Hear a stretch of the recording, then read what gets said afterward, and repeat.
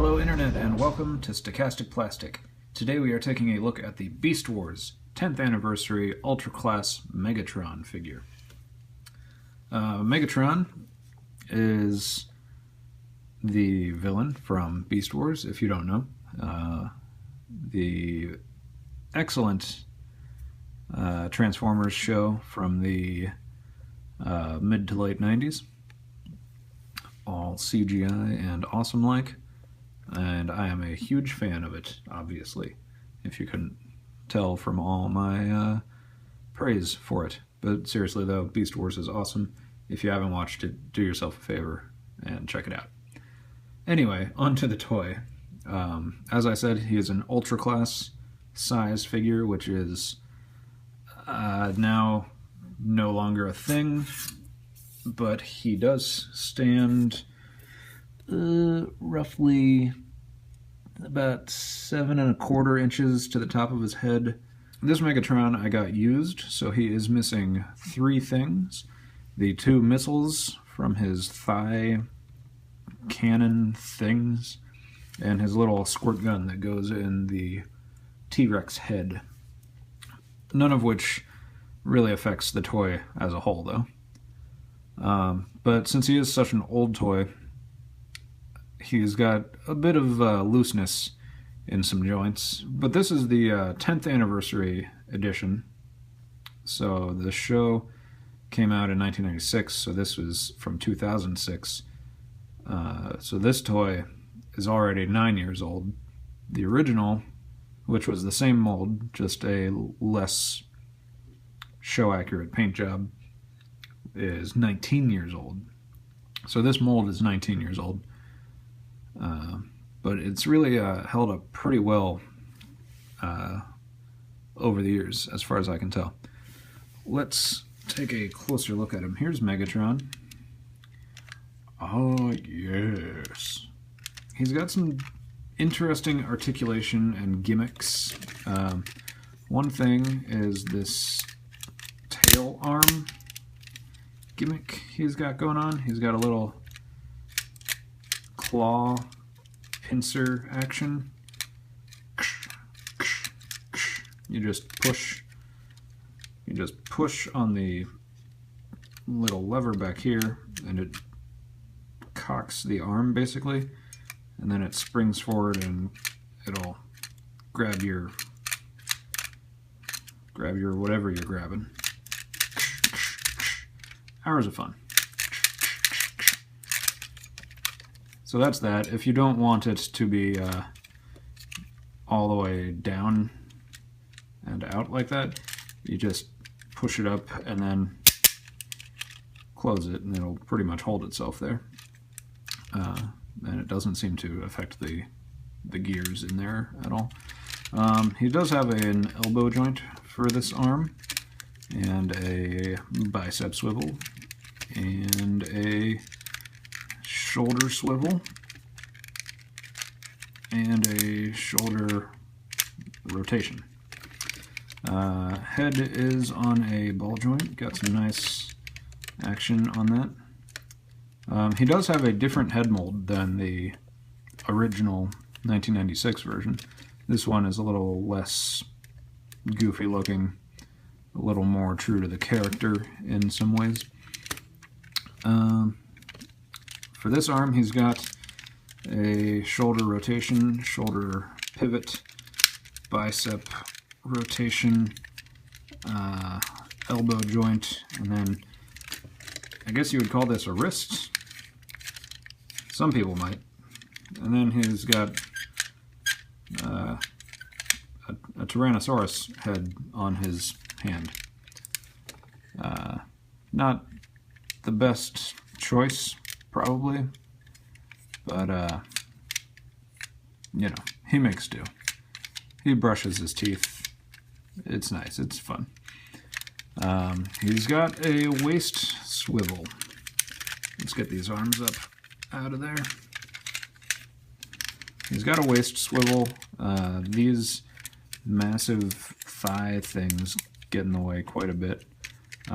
Here's the button for the missile that would otherwise be in here. It's sort of an anchor shape. It would launch out that way. These are pretty cumbersome, so I just tuck them away as I see fit.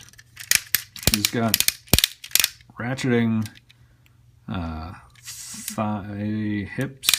ratcheting hips, I would say, both this way and this way. He's got a swivel at the knee, a bend at the knee. He does have some unusual toe articulation. They can bend down, but not up.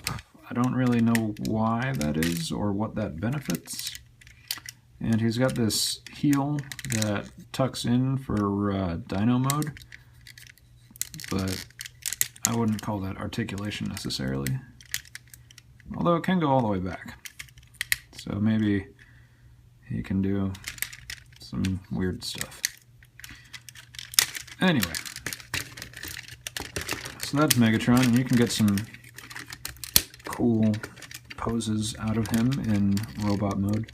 The T-Rex head is a little bit cumbersome, but you know, it's a statement. It definitely makes a statement having a T-Rex head for a hand, and then, you know, a T-Rex butt for another hand. It's a little weird. I will admit, having all these massive parts of a Tyrannosaurus Rex as part of your robot mode is a little bit goofy, sure.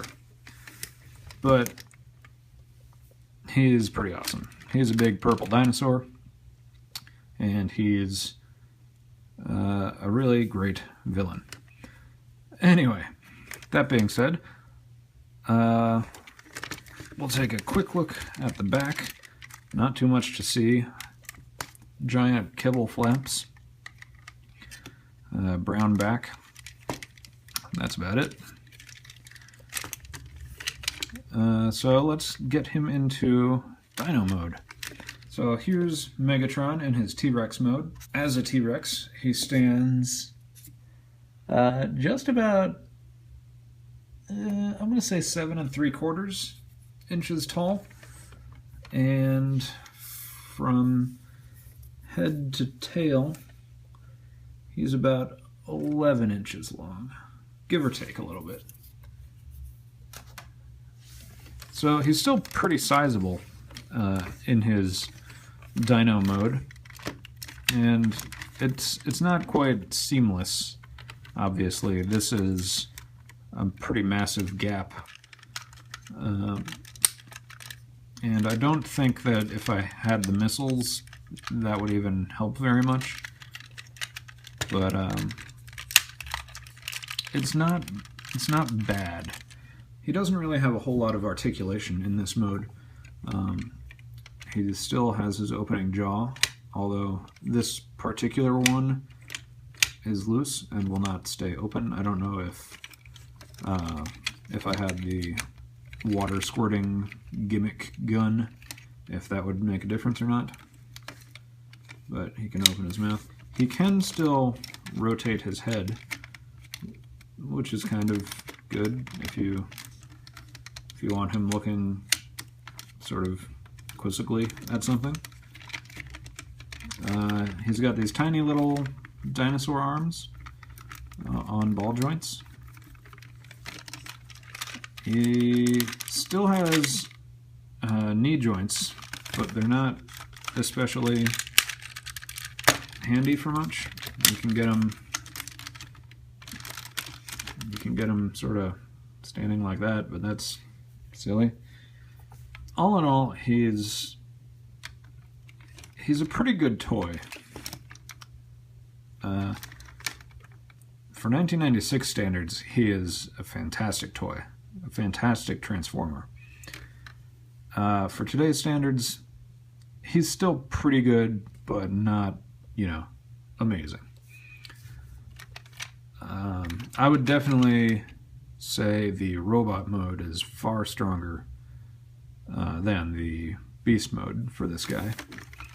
Usually one of the modes is a little bit lackluster in some ways, and unfortunately, I think it's beast mode in this case. Although the sculpting is really nice on this guy.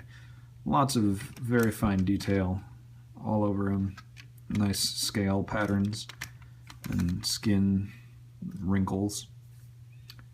So pretty cool in both modes for different reasons. I display him in his robot mode, so I would recommend that to anyone else who has this particular Megatron. That being said, I would absolutely recommend picking up this Megatron if you find him for a deal on eBay. I would totally get him. I mean, that's where I did get him. If you're a fan of Beast Wars, I would absolutely recommend getting this Megatron, even if he's missing the missiles and the squirt gun gimmick. So that's our look at Beast Wars Megatron. Thank you for watching. If you enjoyed this review, please like, comment, and subscribe.